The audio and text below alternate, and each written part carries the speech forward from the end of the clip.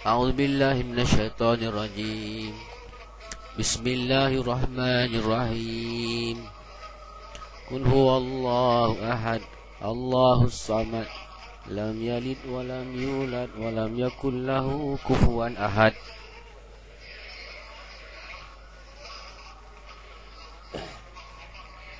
Allahumma alhimna ma rasyida umurina wa a'izna min syururi anfusina wa min sayyiati a'malina. Tuan-tuan dimuliakan Allah Subhanahu wa taala,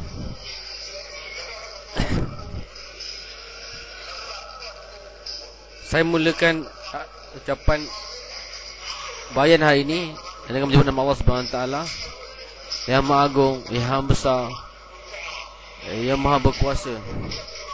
Allah Subhanahu wa taala sangat kasih pada hamba bila hamba itu tiasa mengerti Allah Subhanahu wa taala. Allah Subhanahu wa taala tidak berhendak pada manusia, tapi sesungguhnya manusialah yang berkehendak pada Allah Subhanahu wa taala. Allah Subhanahu wa taala menciptakan 7 langit, 7 bumi tanpa bantuan daripada satu makhluk pun. Allah sekiranya dibandingkan petala langit pertama dengan petala langit yang kedua seperti sebentuk cincin yang dicampakkan di atas padang pasir yang luas. Cincin itulah petala langit yang pertama, dan padang pasir yang luas itu petala langit yang kedua. Kerana dicampakkan, jika dibandingkan petala langit kedua dengan petala langit yang ketiga, seolah-olah sebentuk cincin dicampakkan pada pasir yang luas. Cincin itu petala langit yang kedua, padang pasir yang luas petala yang ketiga. Itulah sehingga ke petala langit yang ketujuh. Dia cukup dengan itu Allah SWT bukan saja menciptakan 7 petala langit, bahkan Allah SWT juga menciptakan 7 petala bumi.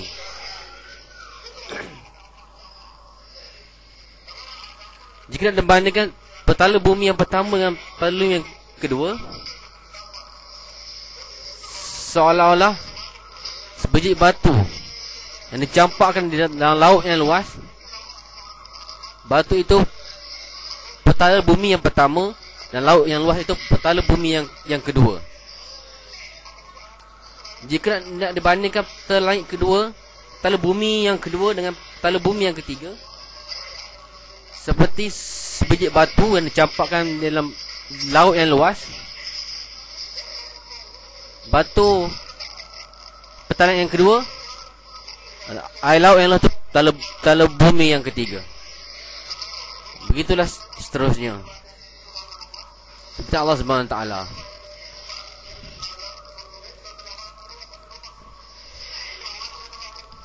Wallahu a'lam.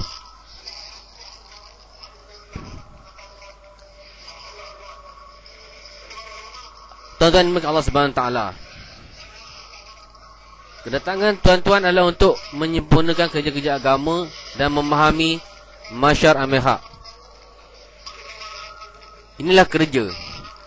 Natijah kerja adalah untuk hidayat, seperti kedatangan baginda SAW ke dunia ini. Bagaimana Nabi datang ke dunia ini atas masuk agama, dihantar atas kerja agama, bagaimana semua manusia dapat membesarkan Allah Subhanahu wa taala dan fikir semua umat daripada sehingga baik akhir kiamat akan masuk surga Allah Subhanahu wa taala atas maksud kerja agama. Kerja telah meningkat, dan masalah sebenarnya adalah mereka telah menjalankan kerja ini, dan kerja ini kepahaman para nabi-nabi terlalu tinggi, tapi kita tidak dapat menghargainya, maka kerja telah menjadi rosak. Tinggi kerana kita menghargai. setiap kerja yang kita lakukan. Itu adalah kerana hidayat yang ada dalam diri kita ni dengan amal-amal. Satu kisah di mana seorang raja telah membela seekor burung yang cantik. Dipeliharanya dengan penuh perhatian dan selayaknya. Suatu hari burung tersebut terlepas dan ditangkap oleh seorang tua. Orang tua tadi tidak tahu menilai kecantikan burung. Lantas dia fikir lebih baik dia dipotong kepak dan paruh burung tersebut. Burung tadi dapat kembali kepada raja dalam keadaan cacat. Raja memanggil rakyat jelata dan buat pengumuman bahawa beginilah akibatnya apa sesuatu yang berharga diperolehi seorang yang tidak tahu menilainya. Tamsilan, Maulana buat tamsilan bahawa paruh burung itu adalah hijrah dan nusrah. Dan kepaknya pula ialah usaha keluar jalan Allah SWT dan usaha mahkami. Inilah medan kerja kita yang kita lakukan. Dan nasibnya seperti burung tadi yang dirosakkan si tua, tidak tahu menilai kecantikannya. Bagaimana syaitan pula menipu kita dengan banyak bincang tahal usul, lebih dari mengamalkannya. Ini berlaku terutamanya kepada orang-orang lama.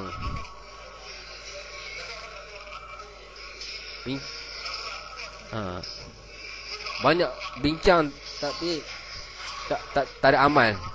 Amal tak ada. Maka bila tak ada amal, kerja pun tak ada roh. Satu kisah di zaman Maulana Ilyas rahmatullah alaih, yang mana beliau telah putuskan taklim mesti dibaca di Nizamuddin. Maulana Yusuf radhiyallahu anhu dia diberi tanggungjawab ini. Masa yang agak lama dia ambil untuk mengadakan majlis tersebut kerana mereka asyik bermuzakarah. Maulana Ilyas keluar dari biliknya lantas beritahu tidak perlu kamu banyak muzakarah kerana buat itulah usul yang utama. Maka sahabat buat kerja dengan mengikut keputusan baginda SAW. Setelah bertanya, mereka terus amalkan. Dan jika mereka tidak bertanya, Nabi SAW akan bertanya, mengapa tidak bertanya? Nabi tanya, mengapa tak bertanya?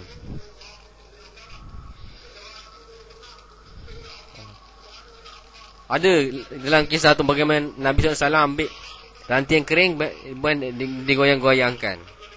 Goyang-goyangkan ranting. Mengapa kamu tidak tanya? Rasulullah. Barulah dalam rujuklah hadraji dalam apa yang timbul lalu terus amalkan. Tapi itulah susunan yang sepatutnya itu rujuk kepada syurak dulu barulah disampaikan kepada hadraji.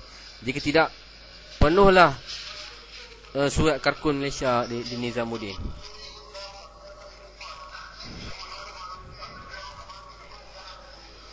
Setiap Karkun mesti menilai kemajuan dirinya dalam usaha ini.